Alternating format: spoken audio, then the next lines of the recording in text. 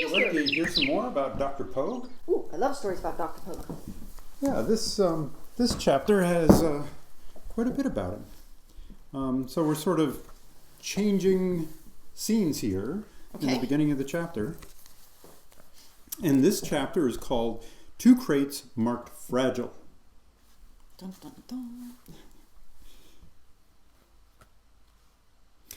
The interior of the lofty room was round, formed by carved gray-white granite block walls and floor. A wrought iron spiral staircase hugged the side of the room, linking the heavy door halfway up the tower to the floor below. 7 dark brown tables formed a semicircle, each one containing the gadgetry of an undertaking. Chemistry apparatus on one, another with mechanical parts and tools, and so forth for each of the work surfaces.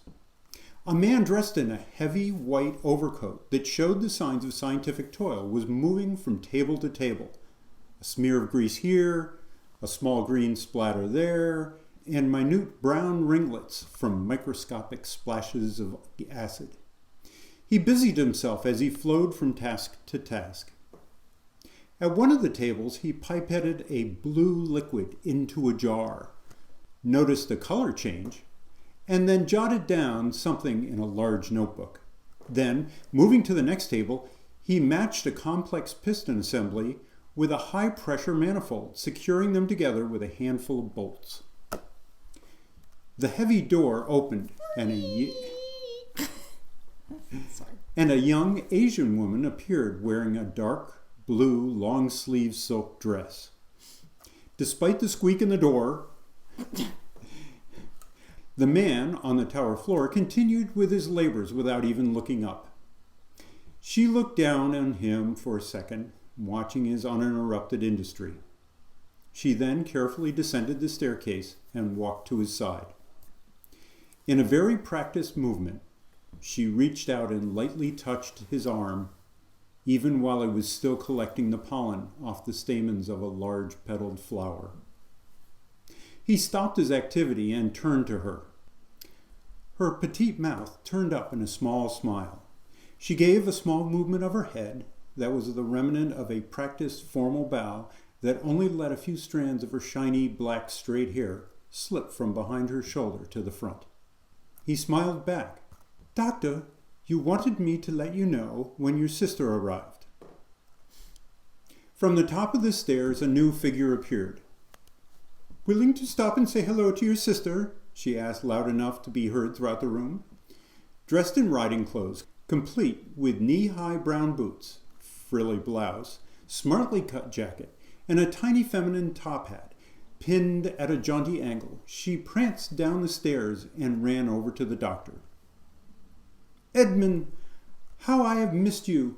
It's been months since we were last together." She acted as though she wanted to give a grand hug to her brother, but knew better than expose her clothes to whatever was on Edmund's. Instead, she stood as close to him as she dared and exuded enthusiasm for their being together.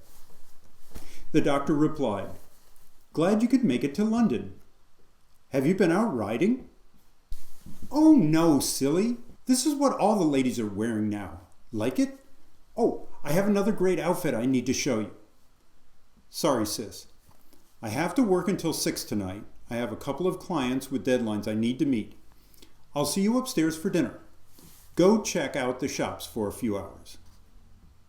Edmund's sister made a practiced pouty face, and then flashed a smile, and bounded back up the stairs. Edmund turned to his female assistant and replied, "Yin, please see that I have no further visitors for the day. I need to finish a number of these experiments. Thank you so much." Dr. Yin Young gave her brief bow again, turned, and quietly ascended the stairs. After carefully pollinating a potted flower, Edmund walked to the last table to his right. On it was a secured wooden crate and a letter. He picked the letter up and scanned it again to make sure he hadn't missed any details. Musing out loud, he said, "So, this is the electrical discharge device seized at the Egyptian court. Let's see what it looks like."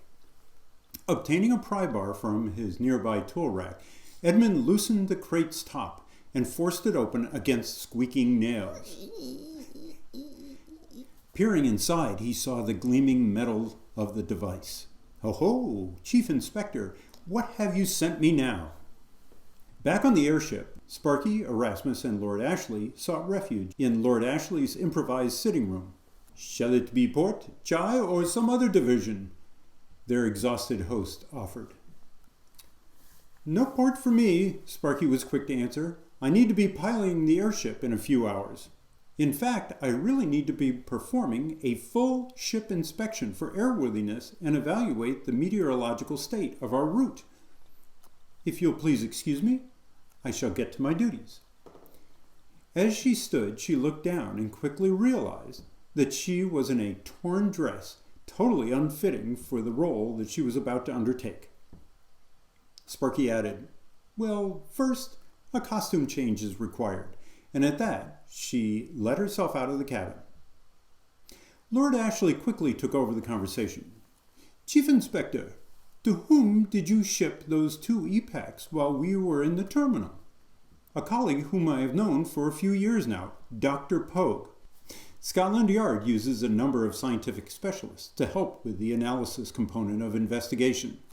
I have sent some oddities to him over the years, and Dr. Pogue has proven to be top-notch. He always comes through. As a matter of fact, I secured his services with regard to one of Professor Farnsworth's electrical discharge contraptions. I am also hoping that he can give us a great insight into the 2 brass crawlers. Just as the 2 men were having their conversation, a porter was wheeling a half-dozen wooden crates over to the Western and Transatlantic's Fortis. It was a sizable ship, easily twice the length of the Burke and Hare, and was specifically used for cargo hauling. Near the end of his shift, the porter quickly packed the loading platform with the contents of his dolly. Bam! The crate containing 65 pounds of cast-iron cookware came down hard. Bam! The 59-pound pallet of French magazines added to the stack. The next 2 crates were marked fragile, so he used a little more care. He placed them side by side on top of the magazine pallet. Finally, he added 2 crates holding flywheels for printing presses on the top. I'm sure he was gentle. No doubt. With an arm wave, he signaled his mate to haul the platform up to the floating transport, who tightened the cables as his load was hauled up to the belly of the Fortis. The rocking packages shifted under the weight of the flywheels, and the fragile package on the right moved to the side enough to slip off of one of its wooden skids.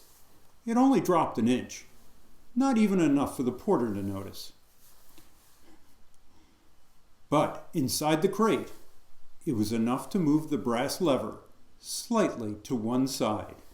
The mechanical crawler that it was attached to came to life, albeit a claustrophobic one, and tried to bring its remaining legs into position.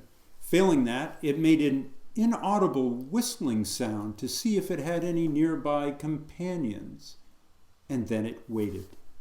Quite unaware of the change in his shipped package, Erasmus chuckled to himself. I hope Edmund finds the shipment interesting. Okay, that's a word. And that's the end of 2 crates marked fragile. So, Dr. Pogue. a little bit of a hot potato, what's going to happen?